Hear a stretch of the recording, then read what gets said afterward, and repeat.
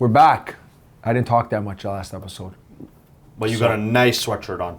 Yeah, it's not bad. Nice sweatshirt. It's not bad. I don't know if it's a sweatshirt. It's more of like a crew neck, it's nice. Thank you. Very nice. So, another segment that we're implementing this year is quote of the week. Okay. What's your quote of the week? I'll tell you. To have more, you need to become more. Okay. What was the one that you liked at Owners University? That's the one. That's the one. It's by Jim Rohn, and he's got some really good stuff in my opinion. Okay. And he has this like breakthrough Okay. where a lot of people work really, really, really hard on their jobs, like on their employment, but they never go anywhere. Right. And he says, why don't we flip that on its axis? Why don't you work on yourself, personal development, learn, be better, have an internal push to just get yourself to be better. Yeah. Everything else around you will fall into place. Yeah. So I love that. I love that quote, you know? Given all the changes and this year being, a year of new beginnings, I'm going to go with this year choose growth over comfort. I love that. I love that. I love growth. I love change. I hate comfort. So, yeah, I know you do. You're always pushing boundaries. This week, I thought we could do like a quick and dirty, which got me thinking of when we were at the bank and we used to go out and like hand seeds. Dude, and, I was just thinking about and that. do like the Pop buys. the pop buys, and we used to get those Forget me not. forget me not, and then there was one with the bunnies, the candy. For Easter? Yes, we gave those, but it was something about, it wasn't forget me not. It was like a type of candy. I remember it was cool. It was cool because it was very, like, not community driven as in like we used to go to the community. That's for certain. Right. But we did it as a team. Yeah, we did. And that was really fun. We did. We used to go door to door and hand out the seeds that was for really the plants. So this segment's going to be called Own Spring Market. Okay. Own the 2026 Spring Market. And I know that you didn't really prep for this, Like zero. but I want to really give the listeners, well, you never prep. There's no difference. Either way. I mean, for these episodes, you never prep. Either way. Not to put you down, because you prep for a lot of things. 3 activities, like just 3 things. So like when you think, okay, today's, or not just today, first week of March is out, normally spring break starts, rates are coming down, the cashback offers are out, weather's nicer, open houses, things are happening, the market normally shifts, okay, fine, a little bit of a slower market. Granted, how are you gonna own spring money out? Smo. Maybe you give me one, I give you one. Yeah, Want me to maybe- start? maybe we'll do Want that. me to start, or And you start? I wanted to You have be, something on your mind. I wanted to, because I do. Go ahead. Because I have one thing. Okay. But I want it to be relatable to a lot of people. Everybody. And I don't know if this is necessarily going to be relatable, but maybe on some level it could be. Okay. So we're doing this year a spring event, like a spring market event, where we're inviting all of our referral sources, some customers that would send us more than 10 files a year, and just celebrating them. So we haven't really decided on exactly what it's going to be. Currently, it's tabled as a brunch. Okay. Okay. Springtime on a patio, like good times, like not really, business driven, just more of like a thank you. Like we've just come out of hibernation. Okay. Let's get right after it. Okay. And that keeps us really top of mind for the entire season. Okay. And that's the nature of what I'm trying to achieve. Okay. But again, that's going to cost, there's going to be some sort of investment involved in that. And I think that's why it might not be relatable to everyone. Okay. But that's one thing we're doing. Perfect. So that was number 3 on my list. Okay. I have joint activities with Center of Influences. Okay. Things that won't be as expensive. Okay. Could be, handing out the seeds with a handwritten card, maybe in your area. Doing a spring cleanup where you're handing out flyers and you're renting a bin and everyone can clean out their garage, clean up their houses, come and dump it. Maybe you do that with a realtor. I think that's a brilliant idea. And co-marketing with local businesses, which I thought was cool as well. Within your community, everyone lives in areas where there's small businesses. Could you co-market, do something that's a little bit less expensive? Obviously, World Cup is coming. I know it's a little bit more in the summer, but find little ways of doing things with a center of influence or even potentially yourself.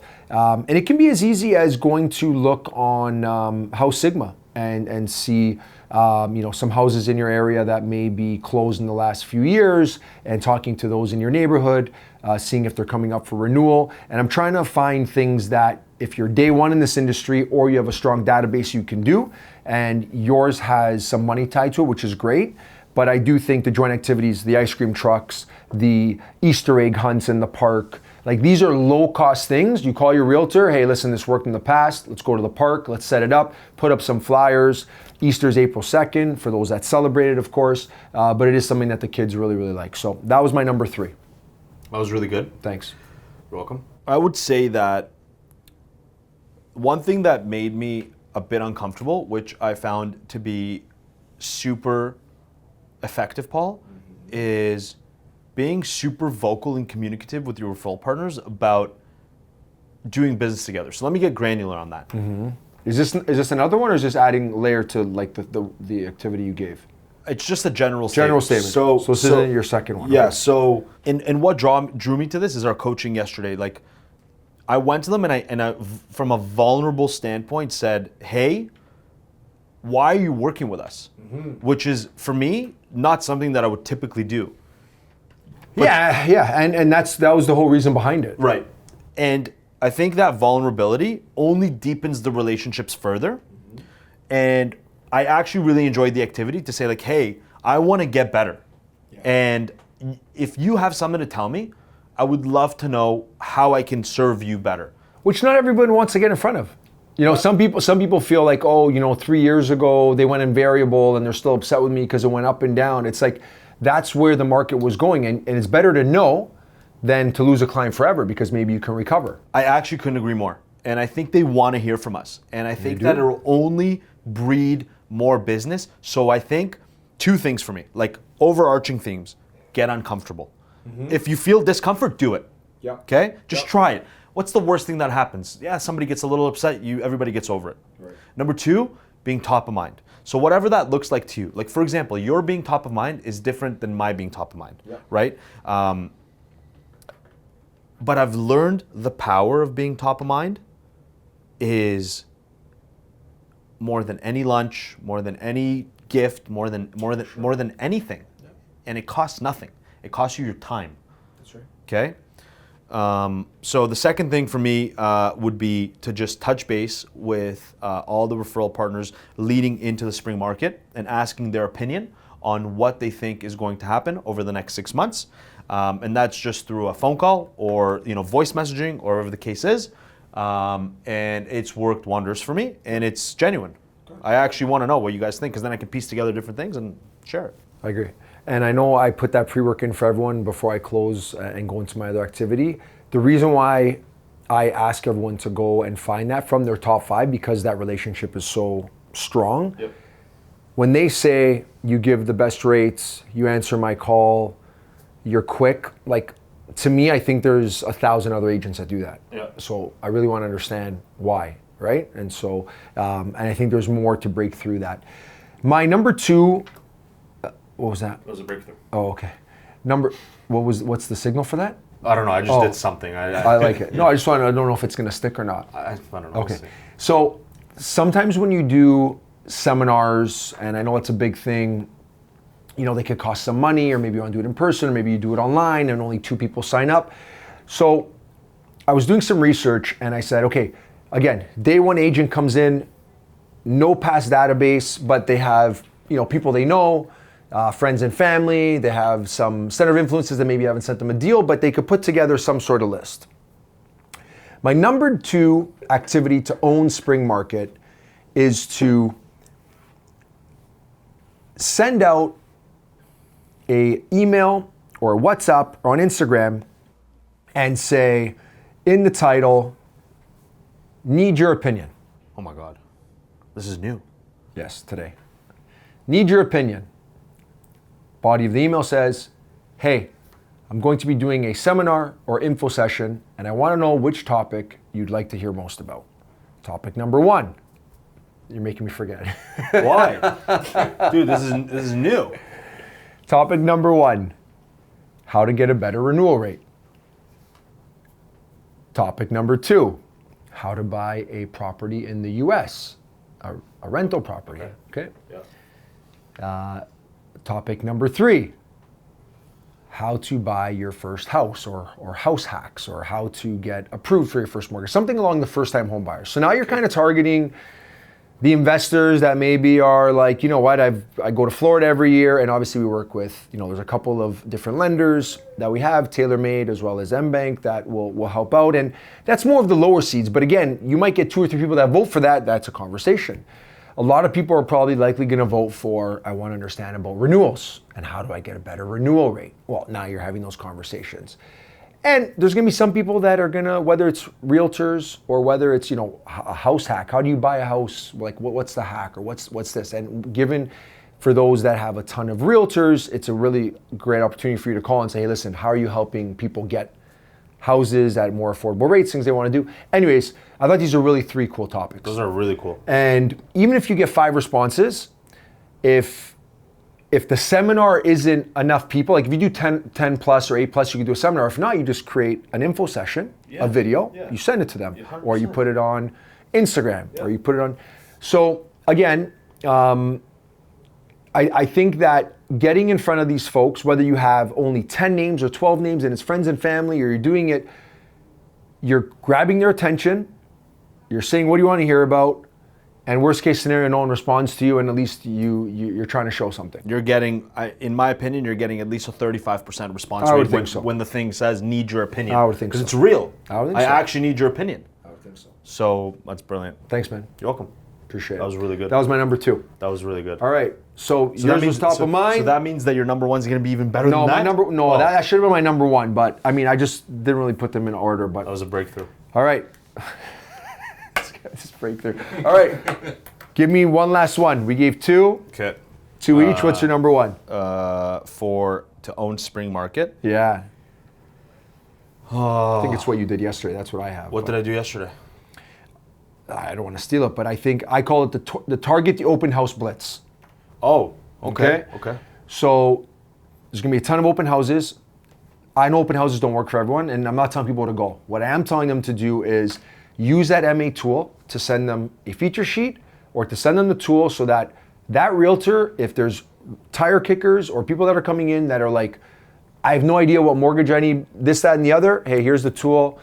Use this. It gives you affordability. It gives you something like that, but you're targeting that. And I think that it could be looking at open houses in your area and then just sending it to the realtor saying, here's a powerful tool that can help you, or following all your realtors on Instagram when they post an open house, because everyone wants some sort of eyes on them right now. And if they're not doing deals and they're doing open houses, they're posting, hey, we have an open house. So that's what I got. I don't know if it's the number 1 thing, but download the MA tool, send those feature sheets. That's kind of the first thing I wrote here. So maybe I should have went another order, but that's what I got. Yeah, no, I think that that's brilliant with open houses. I mean, like I can't sit at open houses. It's not to sit at it though. You're 100% right. So what we do as a group is we have an email chain, I guess, with like, I don't know, our top 50 realtors, right? Yeah. And we send them an email every Tuesday and we say, hey, do you have any upcoming open houses? If they respond, the team will put together a feature sheet, whether they ask for it or not, send it to them. If they want to use it, if not, great. And we post it on Instagram. Yeah. And now you also sent your mortgage architect tool yesterday that got downloaded by 90 people. Yeah. Right? Yeah, so that was really cool. But ultimately, the first, second, third, and fourth thing in this business is to ensure that you do a good job with the mortgage, right? So like that's 1, 2, 3, and 4. If you do that, you're guaranteed to succeed in this business. If you care about the customer, if you're not, chasing commissions and doing stupidities, there's no reason why you don't succeed in this business. Don't let time kind of disappoint. Like, go through the motions, get good mentorship, find a buddy that can help you, potentially your broker of record or a manager or whatever the case is, and learn. Like, just be a sponge. And I think that that speaks to a lot of the success of a lot of the guys here and girls. And I think that there are stories, like there isn't a story that you can give me that we can't turn into a success. You know what I'm saying? Like there's so many different personalities, so many different backgrounds, so many different everything, and like everybody could do it. Like it's not a f***ing secret. Like, it could be done. I said no swearing. 1 rule I gave him. To close out, before we finish off, to own the spring market with all the renewals coming up. Yeah. You just got asked for business. That's it, man. And there's so many people coming up for renewal. They're not being offered great renewal rates. Don't say, go see the best you can do and all this other type of stuff. Own it. Reach out, know your service, see if they need to consolidate. That's a big Get piece. out there, call everyone. Do you know anyone that's potentially moving or looking to buy or coming up for renewal? And just be out there. And it's not a secret sauce. And those that have database, it's a gold mine. I agree. Use it. And those that don't, you can build it, right? You build it and they'll come. And I just think that staying top of mind, making the calls, putting in the work is everything. And there's a ton of business out there and a ton of renewals that are going to leak out. And we're in a really good spot with all the options and the rates and the solutions that we have for clients. So with that, if there's anything else you want to add, I do want to open it up. I would love to do we're going to call it mailbag. Paul and Dan's mailbag. Paul and Dan's mailbag. We'll have like a nice Mailbag. little gift opening up with the mail coming out. Nice. It'd be really cool. It'd be like Tim and Sid Nice. and Tim and Friends. Right. Right? So any questions, DM us in Spotify. It has our personal email addresses. You can also DM us on Instagram. And we've done this before a long time ago when we started diving into some of the listeners. We had like some across season, stuff like that, which is really cool. So any questions, thoughts, things you want to send us, be nice, of course, and we'll open them. And Paul. Yes, How are you? I'm good. I'm great. You've coached some of the best mortgage agents and leaders in the industry for Here we go. many years. Many years now. Here we go. Many years. What are we calling this segment? It's not. I just have a question. Oh. Yeah, I just have a question. Okay. So, Okay. I'd like to know because you said something before that like kind of piqued my curiosity. You said Okay. if you didn't see the pre-work, that means nobody's going to see the pre-work. Right. So it got me to think. You're the excellence of execution. 1,000%. Oh. 1,000%. And I'm not diminishing that. Okay. But what is really interesting to me is that you've coached so many people, so many different personalities. Yes. If we can just hone that into 3 character traits that if you were to build like a superhuman in mortgages, 3 character traits that you can pull from the different people that you've coached and seen succeed and mentored and groomed, like strictly like 1, 2, 3, what would they be? Attitude. Okay. Execution. Okay. Like attitude also is coachable. So for attitude, you talk about like, positivity, good lens, like Attitude is really everything because your attitude that's is the name of the episode. Attitude is everything. No, but it is because you're open to feedback. You want to continue to grow. You know how to reinvent yourself. You're going to go out and ask for business. Be positive. You have a vibe about your vibe attracts your tribe. Like all that is true. But without attitude, I'm sorry. Even though if you have the most amazing attitude, if you're not going to do activities and execute, it's not going to drive business. so attitude, execution are 2. Okay. What's the third? The third, from putting together the most perfect mortgage person in the industry, just relationships, And like the ability to retain and attract and build relationships. I know that's not one word, but there's 2 aspects to this business. There's getting deals, Yeah. and then there's navigating all your partners and lenders and your staff and your broker owner and your peers. Like this is all relationship. And if you're no good at this, it doesn't matter how many new deals you do, you can't do both. So I would say the relationships, unless you don't like that one, but that's what I gotta go. I love it. So attitude, remaining positive, executing on everything that you say yourself. Yes, like activities. respect yourself. If you say that you're going to do something, execute on it. Absolutely. And always be mindful of your relationships. It's a small world. I couldn't agree more. That's really good. That's really good, man. That was really good. That was a great way to end the episode.